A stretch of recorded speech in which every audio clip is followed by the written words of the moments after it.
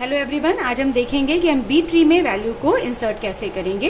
Last lectures में हमने discuss किया था कि जब हमारे पास बी ट्री है तो B tree is a balance tree.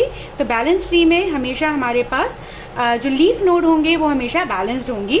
जैसे अगर हम सिंपल एग्जांपल देखें कि अगर हमारे पास एक ट्री है बी और सी, तो ये बैलेंस ट्री है। बैलेंस ट्री इसलिए है क्योंकि इसके लीफ नोड बैलेंस्ड हैं। अगर हम यहाँ पे डी और ई कर लेते हैं तो ये बैलेंस ट्री नहीं है, क्योंकि यहाँ पे जो लीफ नोड्स हैं वो बैलेंस्ड नहीं है। बट अगर यहाँ पे आप एफ और जी करते हैं तो ये बैलेंस ट्री कहलाता है। और हमने ये भी देखा था कि जब बैलेंस ट्री हम बनाते हैं तो हमारे पास ऑर्डर की वैल्यू दी हुई होती है, तो वो ऑर्डर की जो वैल्यू होती है उसके ऊपर डिपेंड करता है कि हमारे पास कितनी की वैल्यू हो सकती है और हमारे पास कितना चिल्ड्रन हो सकते हैं। क्योंकि जब हम बी ट्री बनाते हैं तो हमारे पास ये फैसिलिटी होती है कि हम किसी भी एक नोड में मैक्सिमम या मोर देन वन की वैल्यू को इंसर्ट कर सकते हैं। तो यहाँ पे की वैल्यू का मतलब होता है इन्फॉर्मेशन, जो भी वैल्यू है। तो यहाँ पे अगर आपके पास एक बी ट्री बना हुआ है, हमारे पास ऑर्डर कितना है, अगर 4, ये आपके क्वेश्चन में दिया हुआ होगा। सपोज हमारे पास ऑर्डर 4 है तो उसमें 4 चिल्ड्रन हो सकते हैं एक नोड के। यानी आपने कोई भी एक नोड लिया है तो उसके मैक्सिमम 4 चिल्ड्रन हो सकते हैं और उसमें 4 - 1 यानी 3 की वैल्यू हो सकती है। तो अगर ये एक नोड है तो इसके अंदर हम मैक्सिमम 3 की वैल्यूज को पुट कर सकते हैं। अब जब हम की वैल्यू की बात करते हैं तो की वैल्यू के साथ होता है रिकॉर्ड पॉइंटर और बेस पॉइंटर। रिकॉर्ड पॉइंटर मतलब जो भी आप की वैल्यू ले रहे हैं वो कौन सी लोकेशन पे स्टोर है, और बेस पॉइंटर का मतलब होता है कि उसमें से कितने चिल्ड्रन जो है वो बन रहे हैं। तो अगर रिकॉर्ड पॉइंटर की बात करें तो रिकॉर्ड पॉइंटर की वैल्यू की वैल्यू के बराबर होती है। यानी अगर 3 की वैल्यूज हैं तो रिकॉर्ड पॉइंटर भी 3 होंगे जो हर एक वैल्यू के साथ कनेक्टेड होंगे। यानी अगर ये की वैल्यू है तो उसके साथ एक रिकॉर्ड पॉइंटर होगा, फिर की वैल्यू के साथ रिकॉर्ड पॉइंटर होगा, फिर की वैल्यू के साथ रिकॉर्ड पॉइंटर होगा। साथ में यहाँ पे कनेक्टेड होता है जिसे हम बोलते हैं बेस पॉइंटर, जो दूसरे नोड के उसी नोड के जो चिल्ड्रन हैं उनको रिप्रेजेंट करता है। तो यहाँ हम एग्जाम्पल लेते हैं कि अगर हमें कोई बी ट्री में वैल्यूज को इंसर्ट करनी है तो वो हम कैसे करेंगे।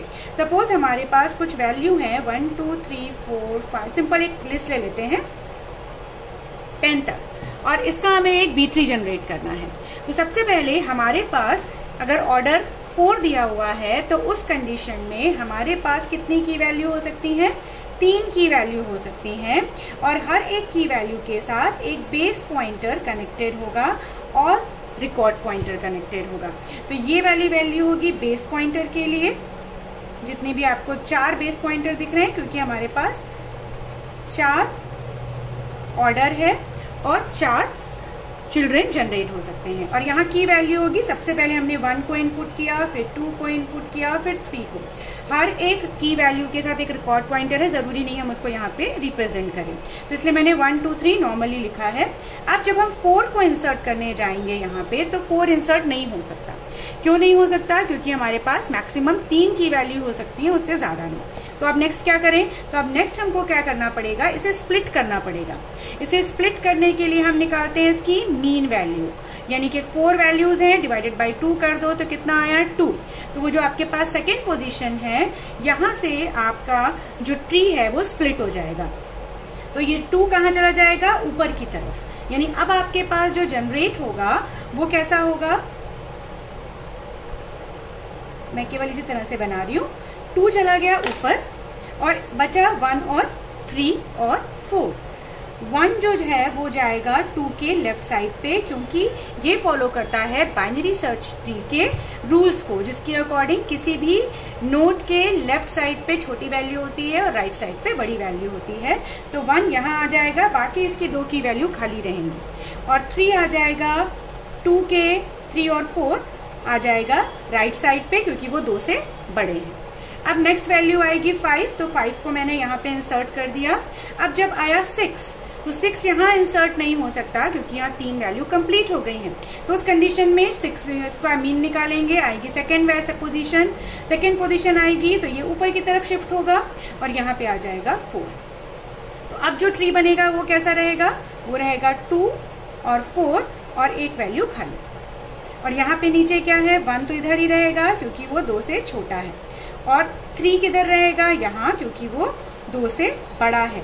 बट 4 से छोटा है इसलिए 4 के लेफ्ट में है, 2 के राइट में है। और बचा 5 और 6, तो 5 और 6 जो है वो 4 के राइट साइड में आएंगे क्योंकि वो 4 से बड़े हैं। अब हम इंसर्ट कर सकते हैं यहाँ पे 7 को, तो मैंने यहाँ 7 को इंसर्ट कर दिया। अब जब हम 8 को इंसर्ट करने जाएंगे तो उस कंडीशन में फिर से स्प्लिट करना पड़ेगा और 6 चला जाएगा ऊपर।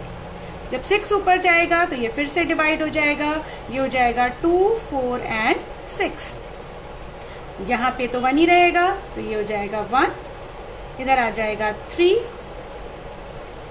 इधर आ जाएगा 5 क्योंकि वो 4 से बड़ा है बट 6 से छोटा है, तो 4 के राइट साइड में, 6 के लेफ्ट साइड में। बट 7 और 8 कहाँ आ जाएंगे, 6 के लेफ्ट साइड पे, तो यहाँ पे आ जाएगा 7 और 8, और ये हो गया आपका स्पेस एक खाली। यहाँ पे आप 9 को पुट कर सकते हैं, बट जब आप 10 को पुट करने जाएंगे तो इसे फिर से स्प्लिट करना पड़ेगा। जब आप इसे फिर से स्प्लिट करेंगे तो फिर सेकेंड पोजीशन मिलेगी 8, जो चली जाएगी यहाँ ऊपर, बट यहाँ अभी फिर से जगह नहीं है हमारे पास, तो हम फिर से इसको स्प्लिट करेंगे, आएगी सेकेंड पोजीशन जो है 4, ये फिर से स्प्लिट होगा, 4 चला जाएगा ऊपर। तो ये कैसा बनेगा, अब ये हो जाएगा 4 चला गया ऊपर, उसके बाद 2 और 6 और 8 बचे, 2 चला जाएगा यहाँ पर, ओके। 6 और 8 4 से बड़े हैं तो ये यहाँ, ठीक है। अब उसके बाद 6 और 8 तो हो गया, बचे 1, 3, 5 और 7, 9, 10, तो 1 कहाँ आ जाएगा, ऑब्वियसली 2 के साइड पे आएगा, तो ये हो गया 1।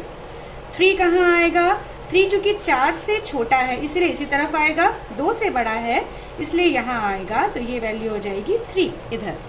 5 कहाँ आएगा, 6 से छोटा है तो ये 6 के राइट साइड में आएगा, तो अगर मैं इसको ऐसा बना दूं, ये आ गया 5।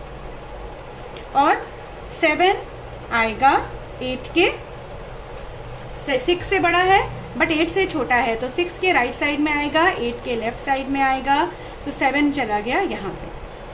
अब आया 9 और 10। 9 और 10 चूंकि 8 से बड़े हैं तो ये चले जाएंगे इधर, और आएगा 9 और 10, और अभी भी एक स्पेस खाली है।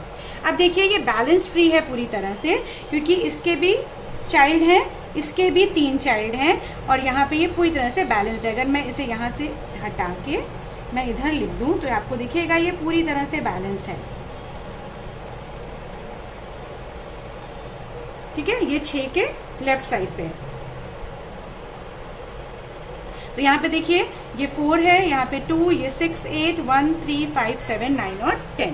तो इस तरह से हम पूरी ट्री को बैलेंस कर सकते हैं। हर एक नोड में देखिए की वैल्यू मैक्सिमम 3 होनी चाहिए, तो 3 से कम भी चलेगी बट मिनिमम 1, और जो इनके पास चिल्ड्रन है वो 4 से ज्यादा नहीं होने चाहिए, तो किसी के भी 4 से ज्यादा नहीं है। इसके पास 2 हैं, इसके पास भी 2 हैं, इसके पास 3 है। तो इस तरह से आप एक बी ट्री को जनरेट कर सकते हैं। So thank you so much everyone for watching the video.